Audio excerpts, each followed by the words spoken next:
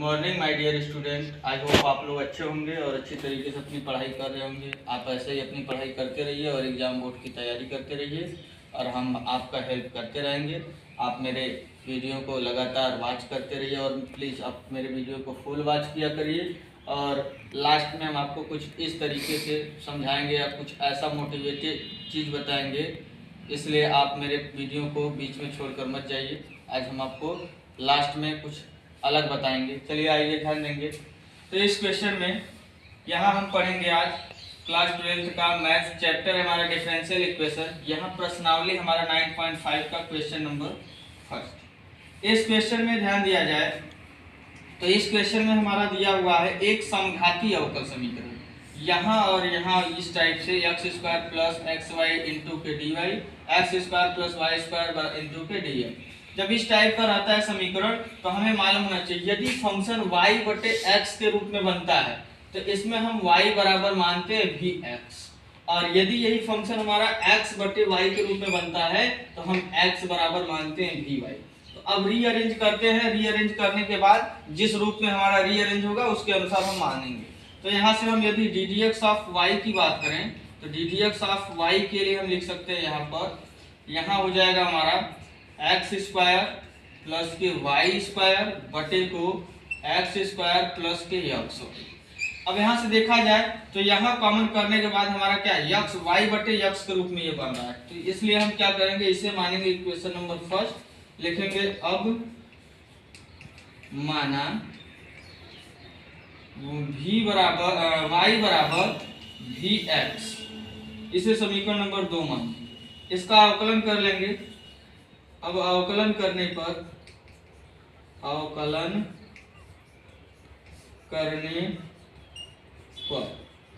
तो अवकलन करेंगे तो इस अवकलन में ये हो जाएगा ddx ऑफ y, और इसमें हम फर्स्ट सब सेकंड फंक्शन लगा देंगे क्योंकि हमारा v भी x का फंक्शन है। यहाँ तो फर्स्ट सेकंड लगाएंगे तो फर्स्ट फंक्शन v इंटू अवकलन ऑफ सेकंड x का 1 हो जाएगा प्लस सेकंड फंक्शन x हो जाएगा इंटू के v का अलग से करेंगे तो ये dv बटे dx होगा। तो यहाँ से हो जाएगा हमारा क्या dy बटे dx बराबर v प्लस के x dv बटे को dx हो जाएगा। इसे मान लेंगे इक्वेशन नंबर 3। अब ध्यान दिया जाए तो लिखेंगे यहाँ से अब समीकरण 1, 2 व 3 से समीकरण 1, 2, 3 तीनों का प्रयोग कर लेते हैं। तो इधर ddx ऑफ y के स्थान पर ये वैल्यू हम रख सकते हैं। तो ये हो जाएगा हमारा v प्लस x dv बटे को dx हो जाएगा। बराबर में यहाँ हो जाएगा जहां जहां x है x, जहां पर y है y के स्थान पर हम vx लिख सकते हैं।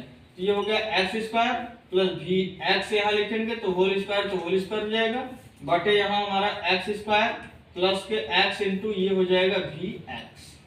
अब इन्हें सॉल्व करेंगे तो ये हो गया v प्लस एक्स dv बटे को dx बराबर के ऊपर यहाँ हो जाएगा x स्क्वायर प्लस के v स्क्वायर x स्क्वायर, और नीचे हमारा होगा x स्क्वायर प्लस के vx स्क्वायर हो जाएगा। अब यहाँ से हम क्या कर लेंगे v प्लस एक्स dv बटे dx हो जाएगा। अब बराबर में x स्क्वायर यहाँ से कॉमन करेंगे तो 1 प्लस v स्क्वायर बचेगा। यहाँ से x स्क्वायर कॉमन करेंगे तो यहाँ 1 प्लस v हमारा बचेगा। x स्क्वायर से x स्क्वायर कैंसिल।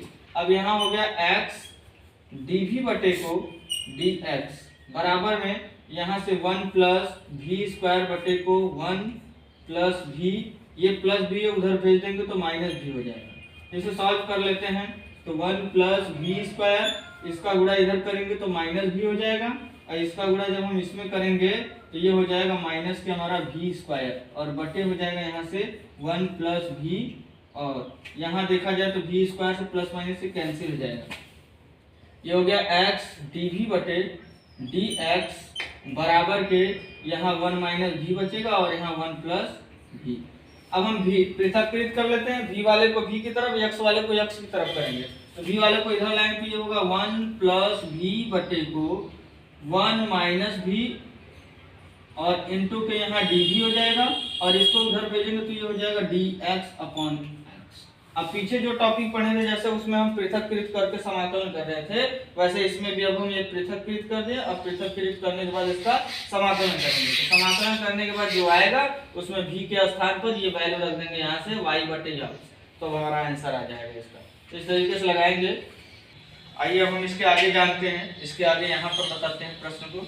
अब इसके आगे यहाँ से हमको क्या करना है कि इसमें हम क्या कर लेंगे, लिख लेंगे अब दोनों पक्षों का समाकलन करने पर, समाकलन करने पर, तो दोनों पक्षों का जब हम समाकलन करेंगे तो यहाँ हो जाएगा integration of 1 + v/1 - v dv, और यहाँ हो जाएगा integration of dx 1/x dx।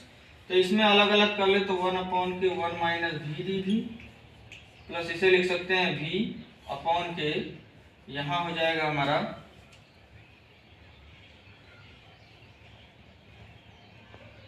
तो देखिए यहाँ मिस्टेक हो रहा था, समाकलन कर रहे थे हम, यहाँ तक किए थे, यहाँ पर इसमें मिस्टेक ये हो रहा था कि इसके बाद हमें रीअरेंज करना था थोड़ा। तो इसमें हम रीअरेंज क्या किए हैं, 1 ऐड कर दिए, 1 माइनस कर दिए, 1 + 1 माइनस, तो ऐसा हम कर सकते हैं। तो इसके लिए 1 1 ये 2 हो जाएगा, और इसके अपॉन एक बार इसको लिख लें और यहाँ माइनस कॉमन कर लेंगे, तो यहाँ हो जाएगा 1 - v और नीचे 1 - v इंटू dv, इधर वाला वैसे लिखा गया है। तो अब यहाँ से 2 को हम लिख सकते हैं क्या, -2 पहले कॉमन कर लें तो यहाँ -1 बचेगा, तो -1/1 - v dv हो जाएगा, और ये इससे कैंसिल हो जाएगा, तो यहाँ 1 × dv बचेगा, बराबर में हमारा इंटीग्रेशन ऑफ 1/x dx होगा। अब यहाँ से हम समाकलन करते हैं -2, इसका अवकलन ये -1 है, इसलिए -1 बनाने के लिए हम इसमें माइनस गुणा भाग किए हैं। अब यहाँ से हमारा क्या हो जाएगा, यहाँ इसका अवकलन -1, तो इसे लिख सकते हैं log of 1, और यहाँ -1 का समाकलन भी हो जाएगा b के सापेक्ष, और यहाँ इसका समाकलन log x, इधर ही हम कांस्टेंट log c लिख दिए हैं। अब ये हो जाएगा क्या, यहाँ से हम इस पार्ट को हम क्या कर दिए, उस तरफ भेज दिए। इस पार्ट को जब उस तरफ भेजेंगे तो यहाँ हो जाएगा हमारा क्या, ये दोनों हो जाएगा log m + n, तो log m × n हो गया cx, और यहाँ से हम इसको इधर भेजें तो +2 log 1 - v हो गया, -v इधर है। अब इसके बाद हम यहाँ लिखे हुए हैं, तो ये हो जाएगा हमारा क्या, -v log of cx बराबर, ये 2 जो है इसके यहाँ चला जाएगा, तो ये हो जाएगा log 1 - v के पावर 2। अब यहाँ हो गया -v, इसे लिख सकते हैं इन दोनों को एक साथ, log m × n लगा देंगे, तो cx 1 - v का होल स्क्वायर, और इसे मान लिया इक्वेशन नंबर 4। अब यहाँ से हम क्या कर सकते हैं, समीकरण पीछे लिखे थे हम कि y = vx, तो v = y/x लिख सकते हैं। समीकरण 4 में रख देंगे ये मान v के स्थान पर, तो जहाँ जहाँ v का मान ये रख दिए, तो v के स्थान पर y/x, यहाँ पर भी v के स्थान पर y/x रख दिए। अब इसे सॉल्व कर लिए हैं, तो यहाँ सॉल्व करेंगे तो इसका गुणा इसमें x - y का होल स्क्वायर और बटे x स्क्वायर होगा, तो इसे बाहर कर लिए, तो एक तो x से ये x कट गया, यहाँ बचा log of c अपॉन के x, और ये हो गया हमारा इतना। अब log है, बेस e हमेशा रहता है, तो इसको जब इधर भेजेंगे तो बेस के पावर हो जाता है बराबर वाली, तो e के पावर यहाँ पर हमारा हो गया क्या, e के पावर यहाँ हो गया y-y/x, और यहाँ बचा c/x और x - y का होल स्क्वायर। इस x को इधर भेज देंगे तो x e के पावर -y/x बराबर c ब्रैकेट में x - y का होल स्क्वायर। आंसर ये आया है, जबकि आंसर में क्या किया है, बुक वाले आंसर में c को इधर लिखा है। तो देखिए हम कांस्टेंट जो इधर जोड़े हैं वो कांस्टेंट इस तरफ जोड़ा था, तो ऐसा करके हम क्या कर सकते हैं, यहाँ से भी रीअरेंज कर सकते हैं। जैसे ये c को हम इधर भेज दें, ये 1/c x e के पावर -y/x बराबर हो जाएगा x - y का होल स्क्वायर। अब बस या 1/c को हमें अलग कांस्टेंट मान ले, c1 x e के पावर -y/x। कांस्टेंट से नहीं मतलब है, बाकी जो वैल्यू आए हैं वो हमारे सही होने चाहिए, कांस्टेंट चाहे जिधर रहे हमारा आंसर सही रहेगा। तो इस तरीके से इस क्वेश्चन को लगाएंगे, जहां लिख लेंगे कि हमारा क्या c1 जो है वो किसके बराबर 1/c। तो इस तरीके से इसका आंसर इस रूप में दिया है बुक में, बस c1 की जगह c लिखा हुआ है, तो वो कांस्टेंट इधर जोड़ा था हम उधर जोड़ दिए थे, ऐसा है। फिर भी रीअरेंज करके ऐसा लिख सकते हैं, ये क्वेश्चन ऐसे लगाया जाएगा।